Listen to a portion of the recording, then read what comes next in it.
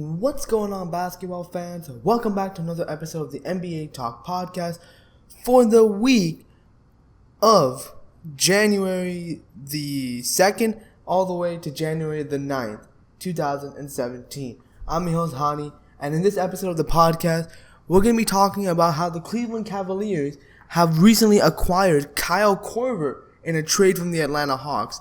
I'm going to give you guys my thoughts on this and how this will impact the league and the Eastern Conference in general. We're also going to be talking about Mike Dunleavy and how he's seeking a buyout from the Atlanta Hawks after the Kyle Korver trade. We're also going to be talking about a bunch of trade rumors as the trade deadline is coming very soon. So we have the Knicks actually targeting PJ Tucker as a potential trade target, Portland targeting Tyson Chandler, the Nuggets openly shopping Jusuf Nurkic, the Sixers are looking to add a point guard. And finally, we're going to be rounding up this week's episode with Justice Winslow and how he has to undergo season-ending surgery and how that will impact the Miami Heat, and Chris Middleton and how he could potentially return sooner than expected. So, without any further ado, let's get started.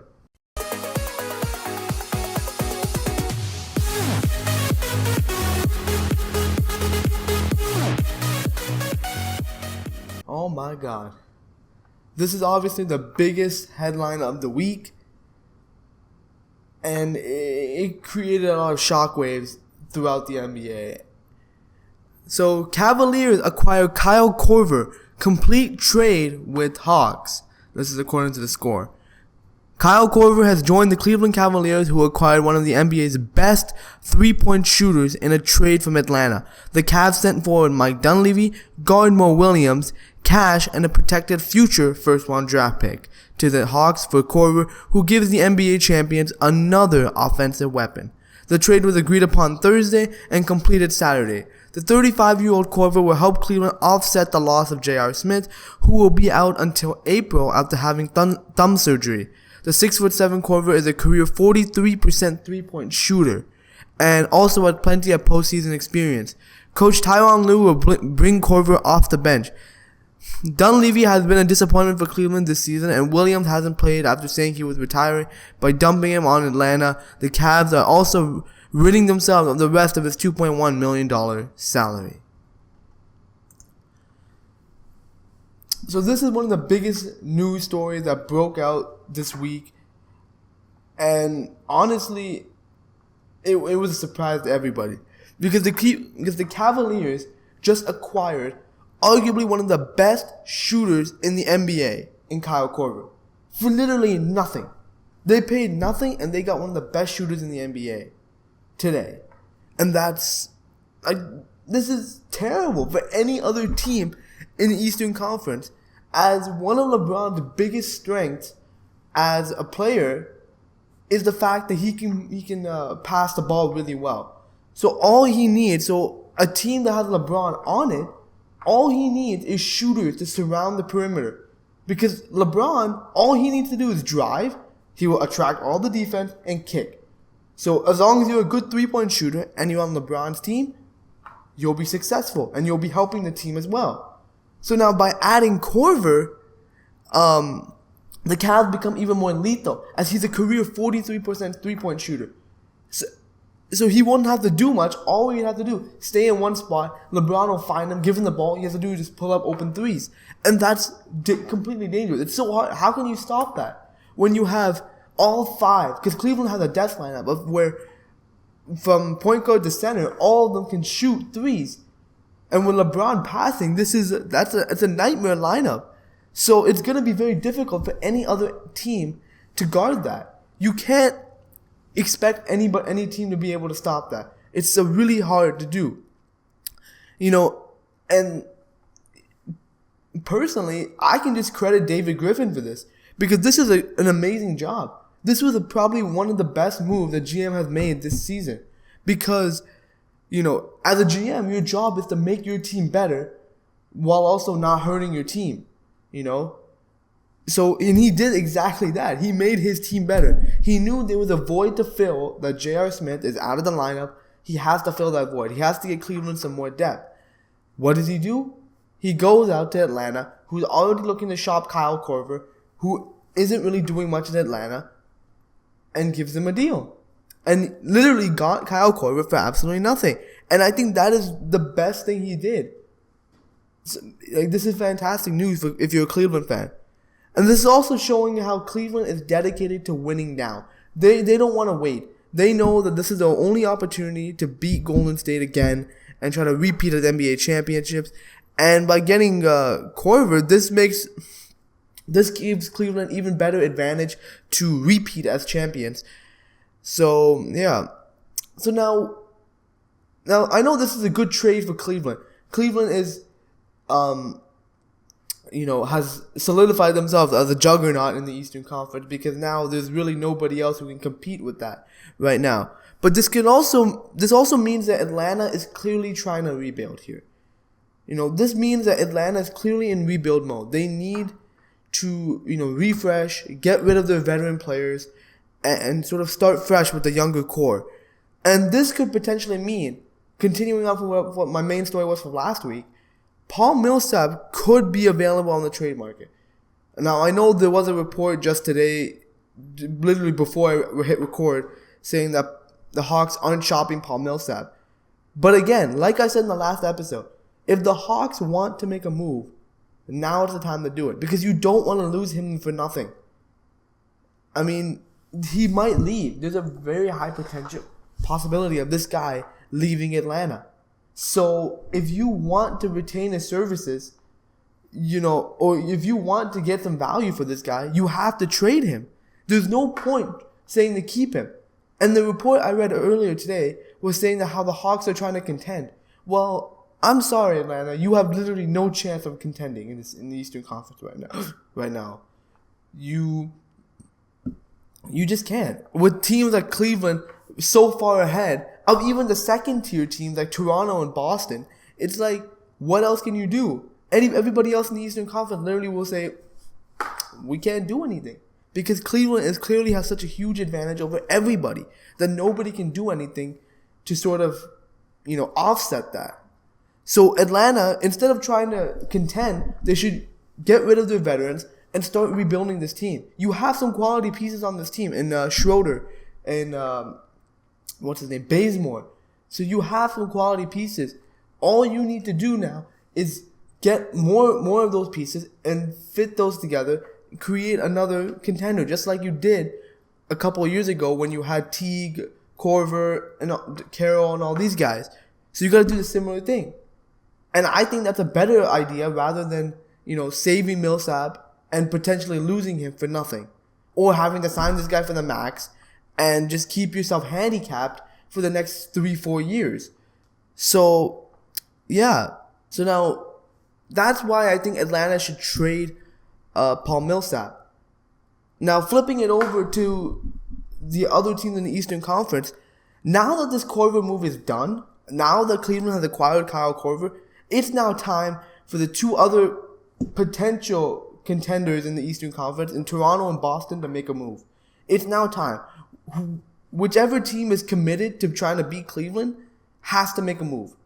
Whether it's Boston or it's Toronto, they need to make a move, as clearly this trade has widened the gap between Cleveland and the rest of the East. And if they want to be competitive or even have a chance of winning the Eastern Conference, they need to make a move. And as I said last week, Toronto should go for Paul Millsap. If it costs too much, then obviously don't go for him. But I think you should trade Paul Millsap should end up in Toronto because it's a better fit for him, and it's just overall a better thing for Toronto because Toronto needs that kind of caliber player to be on their roster and to help them, because that will help give them a better shot at beating Cleveland. It won't necessarily make it happen faster, but it will definitely help rather than them not just sitting there and waiting. Same thing with Boston. Boston isn't a perfect team, but I think out of the two teams, Toronto has the most likely chance of making a move and doing something now. Now is the time for both these teams. If they want to win and they want to beat Cleveland, now is the time. And they need to make moves now. So overall, this Korver deal is big news. It has huge implications, not only on the Cavs, showing their dedication to winning, the Hawks and how they're potentially going in rebuild mode, and the rest of the Eastern Conference. Because now Cleveland's saying, well, we're making our move. We're trying to get better. Now it's your turn. Now the rest of the Eastern Conference now has to, keep up if they want to be competitive. So overall, man, this is big news, and this just further helps Cleveland. It further helps Cleveland's chances of repeating as NBA champions, and that's a scary thought for anybody in the NBA right now. So speaking of the Kyle Korver trade, apparently one of the members of the trade isn't really happy as to where he ended up. And here's a report right here. So Mike Dunleavy hasn't reported to the Hawks seeking buyout. Mike Dunleavy has yet to report to the Atlanta Hawks after the Cleveland Cavaliers officially dealt him Saturday in the Kyle Korver trade. League sources told ESPN's Mark J. Spears and Mark Stein the veteran forward is seeking a buyout that would make him a free agent, the sources said. However, the Hawks would reportedly like to bring Dunleavy aboard and are working towards a solution. The 36-year-old is due $4.8 million this season and is only guaranteed $1.6 million of $5.2 million next season. Dunleavy was included alongside inactive guard Mo Williams and a protected 2019 first-round pick in a deal that brought sharpshooter Korver to Cleveland. Dunleavy signed with the Cavs last summer after LeBron James personally spent 2 years recruiting him. The 15-year veteran did not play particularly well in his 23 games with the Cleveland Cavaliers, hitting a career-low 40% of his shots with a player efficiency rating of just 7.7. So, clearly, Mike Dunleavy was not happy being traded from Cleveland, and he doesn't want to play on the Hawks. So, according to this article, he failed to report to the Hawks from the trade Saturday. And now the problem here is basically like Dunleavy doesn't want to stay. He says, you know what, I don't want to be on Atlanta. I want to contend. And Atlanta's saying, well, look, we traded for you. We want to keep you. We want to we feel that we can use you on our team. So now that's the entire problem here. So now, in my opinion, I feel that the Hawks should not waive this guy, should not buy this guy out, because if you buy this guy out, that means that you've just traded away or given away a big asset in Kyle Korver for literally nothing. You got nothing in return for him, and that's a bad thing. Because obviously when you're trying to rebuild, you're trying to, make your team better, you need to gain some value off of the big name players who you trade. And Dunleavy was going to be a good quality piece for the team. Maybe he's not the best player in the world, but he probably would have gotten more minutes than he would have gotten in Cleveland. So, I think the best thing is not to buy him out. The best thing for both parties is to get him traded. Because, Atlanta doesn't want to lose him for nothing. They want to gain some value off him. Atlanta can say, you know what? Okay, if you don't want to stay here, well, we'll trade you. We'll trade you. You can go to another team. We want to get someone back for you because we feel that we want to rebuild our team, and you can't just come in here demanding a buyout. We're going to trade you. And I think that's the best possible scenario for both parties involved. I think that's the best thing for both parties because there's nothing more, Atlanta can do. If he doesn't want to stay, you can't force him to stay. But buying him out is only going to hurt you in the end, and it's not going to hurt Dunleavy because he's going to get his money either way. So trading him will help both parties in the scenario, and I think that's better off rather than creating a whole sort of controversy, making Atlanta sort of a laughingstock for just trading Kyle Korver for nothing. But if you ask me, quite honestly, I think Mike Dunleavy should actually stay in Atlanta. Because let's face it, this guy hasn't gotten any minutes in Cleveland. He's barely been used at all. And I think Atlanta could use his talent. And he can gain more minutes on a team that actually needs his services. So I think that's a better opportunity for him, and I think it's stupid for him to just try to turn away from that because it's a great opportunity. He has an opportunity to be better, to sort of get his name out there. So if he potentially hits free agency or hits the trade market, his name will have more value because he'll be able to showcase more of his skills. And I think that's a better thing for Dunleavy rather than asking for a buyout or even getting traded. But that's just me. I mean, I think personally he shouldn't leave Atlanta. But, what can we do? Overall, man, if Dunleavy seriously wants to leave Atlanta, I think the best thing for him to do for both parties is to trade him. But I think the best thing personally for Dunleavy is to stay in Atlanta because that's a better option. That's a better option for you and your future career. And yeah, I mean, that's all we can do. I mean, the Hawks can't force him to stay, but, you know, they can, I don't know, potentially sell him on gaining more minutes and, you know, being a bigger part of the team. So we'll see where that ends up in the near future. So now we're going to get into some trade rumors. So Knicks considering Suns Tucker as potential target. After dropping their last 5 contests, the New York Knicks appear willing to make a win-now move at this year's trade deadline. While nothing is imminent, the Knicks were weighing their options and have pegged Phoenix Suns small forward PJ Tucker as a possible trade target, league sources told ESPN's Ian Begley. The 31-year-old isn't much of an offensive threat, but is solid on the other end of the floor and could help you shore up a defense that ranks 26th in efficiency this season. With just 1 year remaining on his contract at $5.3 million, Tucker would be a cheap option for the Knicks, a team that's already about $10 million over the cap. New York doesn't have much in terms of assets, but the 6'6" forward isn't expected to fetch a huge return given his steady decline over the last couple of seasons. Tucker is averaging 6.3 points, 5.4 rebounds, 1.3 steals, and 1.1 assists on 39.9% shooting in 36 games this season.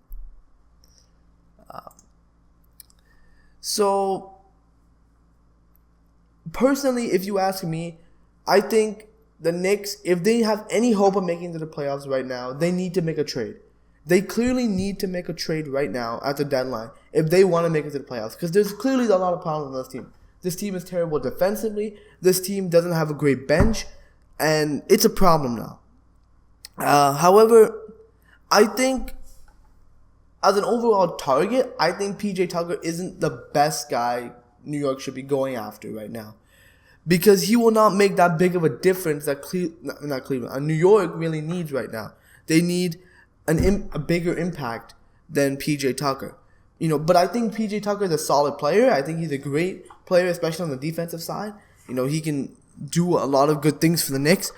But, you know, I think there might be a better option out there. But I don't think the Knicks should shy away from trading for him. You know, especially if they can get him from really cheap, because he's still a solid player, a solid rotational player who can help on the defensive end. I'm not saying he's going to make a big impact, but he will help in the Knicks defense because obviously, first of all, he has the connection with Jeff Hornacek, whom he played under for many years. PJ Tucker played under Jeff Hornacek for many years, so he knows the system, so he knows how to play defense in Hornacek's system, and you know, just adding that a solid veteran who's a solid defender in PJ Tucker, I think it'll be a good thing for the Knicks to do. But however, if I were to be the Knicks right now, I would look for the best possible two-way player available. Because the Knicks need help not only defensively but offensively. Because they need a guy to come off their bench and, you know, not only be a defensive presence but also score. Because the Knicks have literally zero bench scoring right now. But if that's not possible, if by the deadline, if there's not a player like that available, Tucker would still be a helpful addition for the Knicks bench. You know, but overall, man, I kind of like this move because I think it's a solid pickup.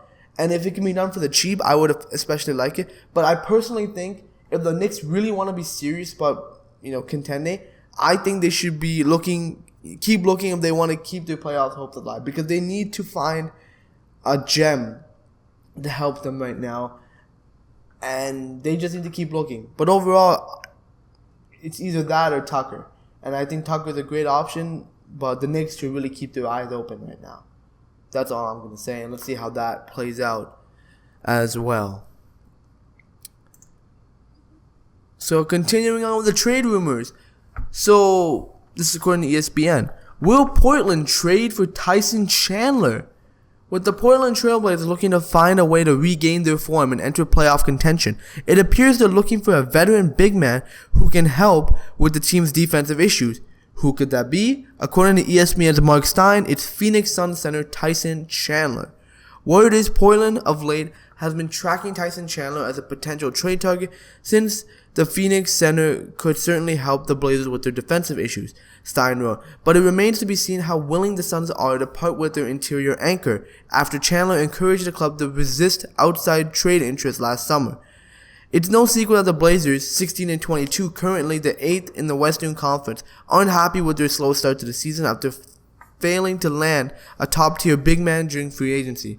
Earlier this week, ESPN's Chris Haynes reported on the Trailblazers' internal issues and how the team's inability to bring a rim protector has hurt. In the summer, in which virtually every team was equipped with cap room, because of the infusion of revenue brought by the league's television deal, the small market Trailblazers found themselves watching attractive bigs sign elsewhere. Haynes wrote, Portland's defensive scheme has been structured around its best defender in Al-Farouq Aminu at the 4 spot. His being in and out of the lineup, coupled with Festus Ezeli's absence, has contributed to the Blazers giving up 111.5 points per game, which ranks 28th in the league, and posting a defensive efficiency rating of 110.3, which ranks dead last. Chandler, age 34, has 2 seasons left on his contract after this season, valued at $26.5 million. The former All-Star is averaging 7.5 points and 11.6 rebounds in 27.3 minutes per game this season.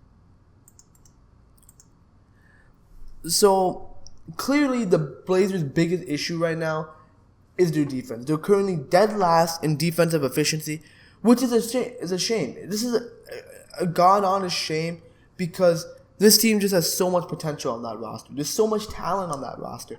With Damian Lillard, CJ McCollum, man. These guys are talented players. But what they're lacking is a rim protector. And I think Chandler would be a good interior defender because he still is a big presence and he's a shot blocker. He's a known shot blocker, so he would certainly help the Blazers' problems. But I don't think he fits Portland. I don't think he fits that current young roster right now because he's just too old right now. He's 34 years old. Who knows how much he has left in the tank? Because, obviously, the Blazers want to get a big man who can protect the rim, but you also want to plan for the future right now because let's face it, there isn't much chance of the Blazers contending as long as the Warriors, Spurs, and Clippers are really good. So obviously the Blazers need to start preparing for the future and sort of prepare these young stars. Dame and CJ, these other young guys. So pairing him up with another young guy would also help. Would help greatly because it can be like sort of a great core moving on to the future. So therefore, I would say the Blazers should not trade for Chandler. I think that would be a bad move for the future because you're going to be giving up a lot of young assets for a guy like Chandler if the Suns want to make a deal because you have to give something compelling for the Suns to deal him. So I think they shouldn't go for Tyson Chandler, but I do think they should go for a guy like Andrew Bogut. This guy is already on the trade market. He's a proven defender, and he would become that presence in the paint that, the team needs, while also not interfering with Dame and CJ on the offensive end. So it would be a great fit because he doesn't need to do much offensively, doesn't need a lot of touches, and he's going to be that interior presence that's who the Blazers really need right now.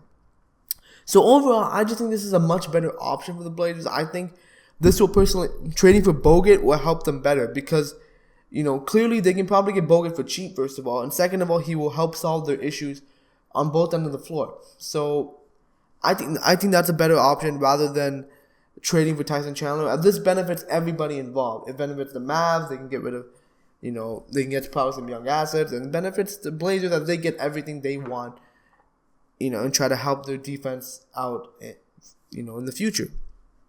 So that's all I got to say about that. But that would be my route if I were the Portland Trailblazers right now. But again, just like all these trade rumors, we'll be seeing how these all play out. And it's very exciting. This time of year is probably my favorite time of year just because there's just so much going on. There's so much rumors and speculation right now what teams can potentially do at the trade deadline. So it's very interesting to talk about and try to speculate what's going to happen. And I like to give my own personal opinions of what teams should do because, I want to see the teams get better. And I want to see, trades happen, but we'll see how this all plays out in the coming weeks. Speaking of, teams looking to trade players, the Nuggets are openly shopping Jusuf Nurkic and other veterans. As the race to acquire Atlanta Hawks power forward Paul Millsap heats up, it appears the Denver Nuggets might be willing to part ways with some veterans as the trade deadline draws closer. According to ESPN's Mark Stein, the Nuggets are openly shopping third-year big man Jusuf Nurkic. In addition to the widely assumed availability of vets Danilo Gallinari, Kenneth Faried, and Wilson Chandler. Ever since head coach Mike Malone moved Nikola Jokic to center and gave Nurkic a reduced role coming off the bench, it has become apparent that the 22-year-old Nurkic is frustrated with the lack of playing time. For sure it's tough, Nurkic told the Denver Post. I'm not here to sit on the bench. I'm here to play basketball, and it's a tough decision for me. From a starting spot in 20 minutes to 4 straight games of not playing. You control what you control, and I let my agent do the rest of the stuff. If the Nuggets do go into trade discussions for Millsap, it would be familiar territory in July. In July, ESPN's Zach Lowe reported the Nuggets and Hawks were in trade discussions with package deals centered around Faried. The Denver Nuggets had the Hawks biting on a package of picks and players, including Kenneth Faried for Millsap, per several league sources, Lowe wrote. At 14-22, the Nuggets currently in 10th place in the Western Conference. Nurkic is averaging 9.3 points and 6.7 rebounds in 32 games this season. So the Nuggets are an interesting situation because they're a team with now just a lot of young talent that they don't know what to do with it all now.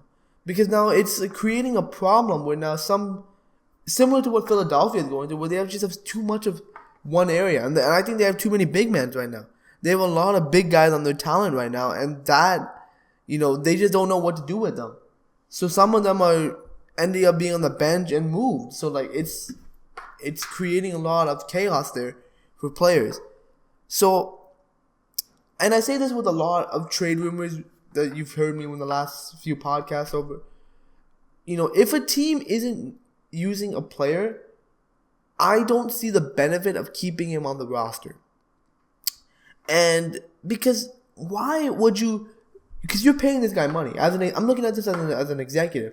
I'm paying this guy money to be on this team.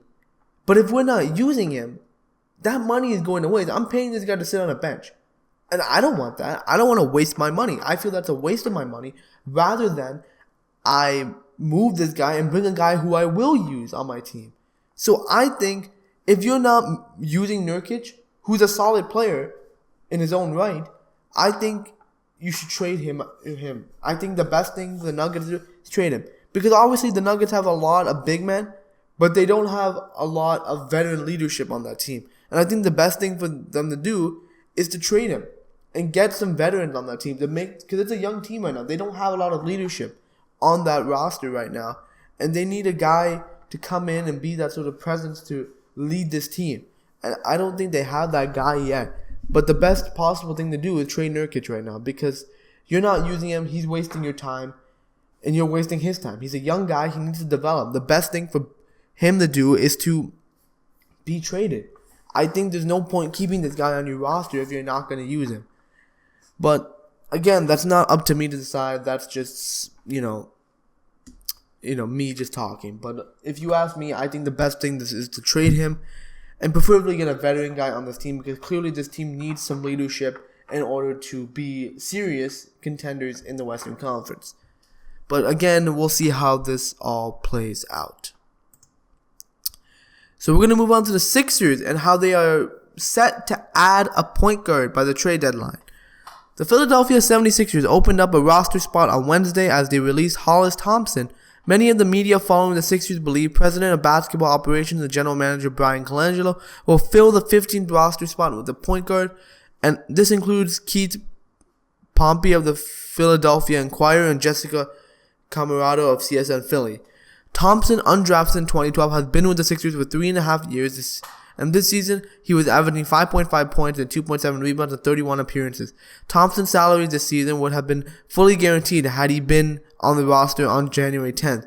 This move also gives rookie Timothy Luau Cabarrot, the number 24 pick in the 2016 draft, the possibility of getting some minutes.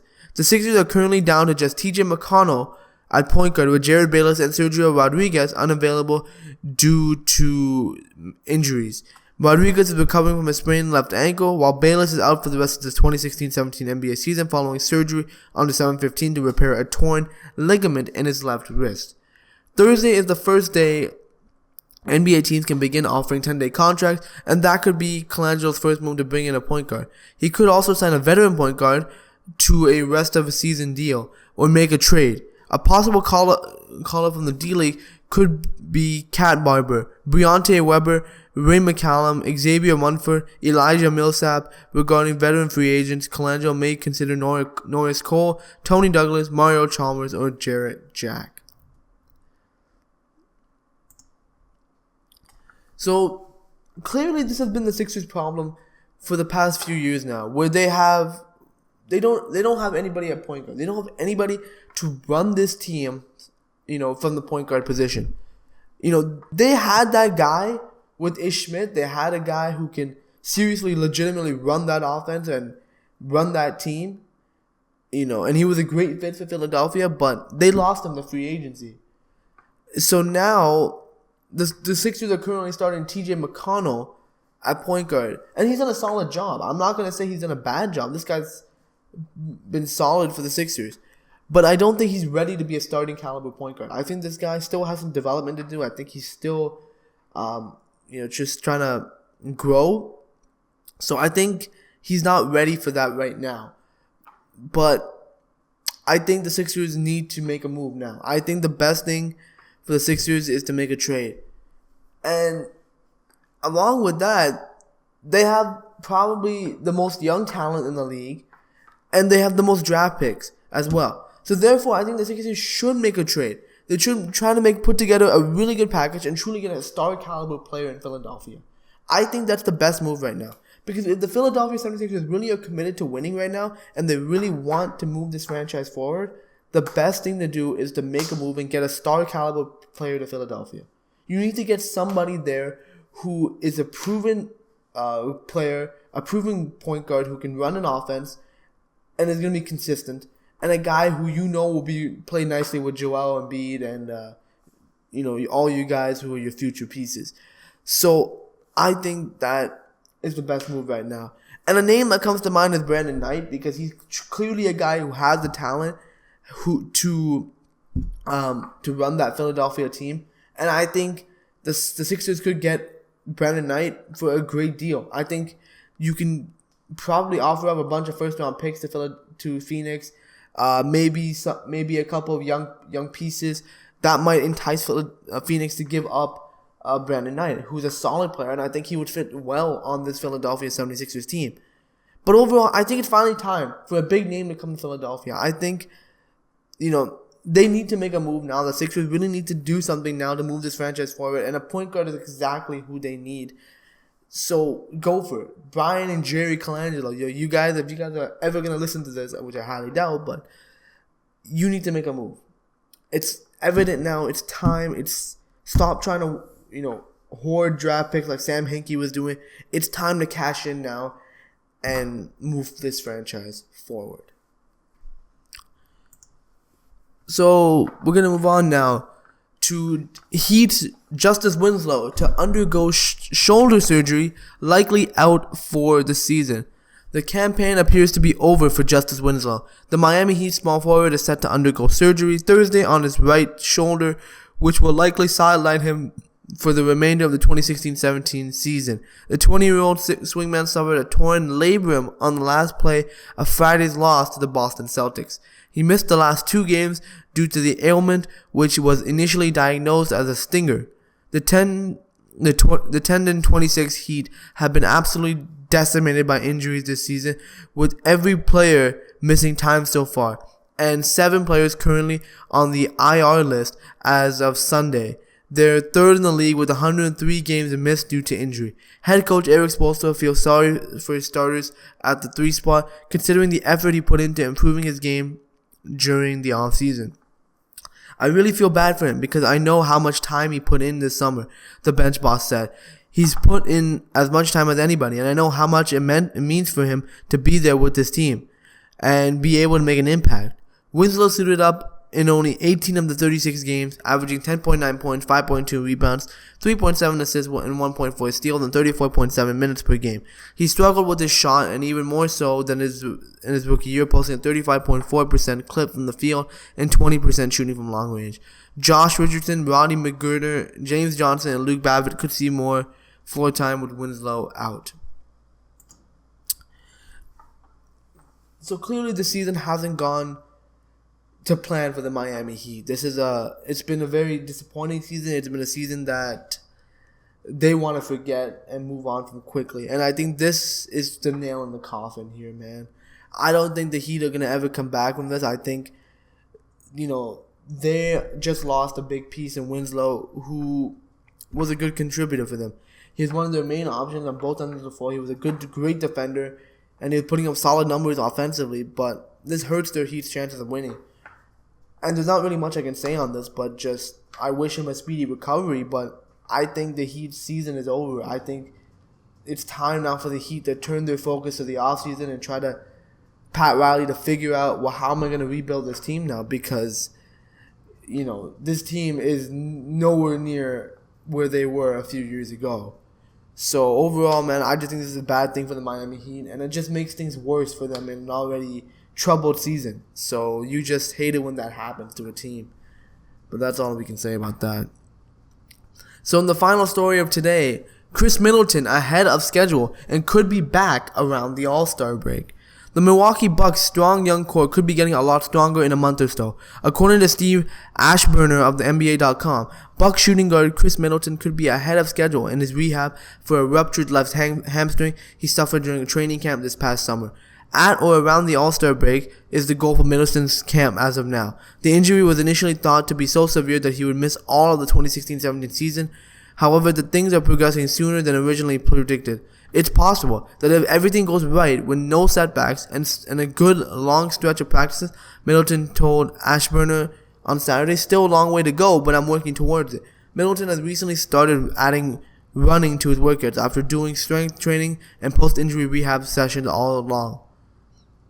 Middleton's prowess from beyond the arc will be a welcome addition to the Bucks team that currently ranks 23rd in the NBA in three-pointers made per game, as well as attempts per game. A competitor in the 2016 NBA All-Star three-point shootout, Middleton brings a skill that will allow the team to space out more on offense, freeing up the lane for Giannis Antetokounmpo and Jabari Parker.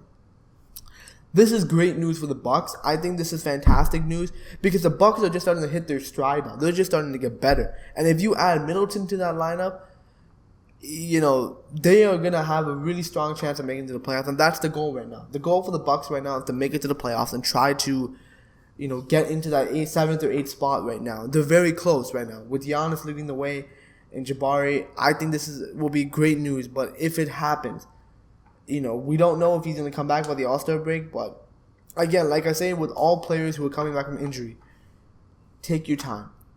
It's better off to your team if you come back completely 100% healthy rather than you coming back still having some nagging injuries, just to rush the process, just to get back on the court as soon as possible. Because there's no point doing that. So I think a Middleton, if he's ready completely by the All-Star break, by all means you can play.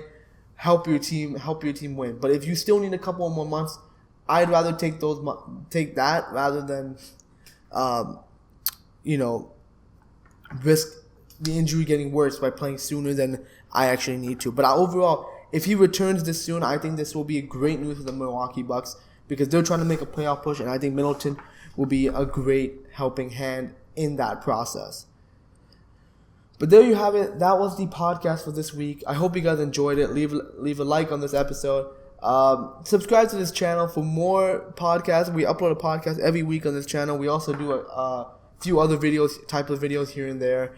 So subscribe if you want to see all that. Follow me on social media. I have my Twitter, my Facebook up here. So follow me there if you want the latest updates or when I'm, just raging about an NBA game. Who knows what I do on social media. But yeah, anyways, guys, I'm Hani from NBA Talk, and I'll see you all in the next episode of the NBA Talk podcast. Thank you so much for watching.